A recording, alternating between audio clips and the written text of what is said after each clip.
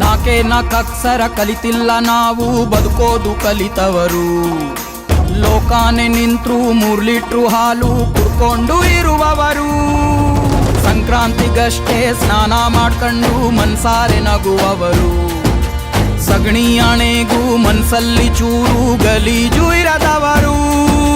ಕೋಪ ಬಂದಾಗೆಲ್ಲ ದನ ಕಾಯ್ರಿ ಅನ್ನಂಗಿಲ್ಲ. ಕಾಮಧೇನು ಮಕ್ಕಳು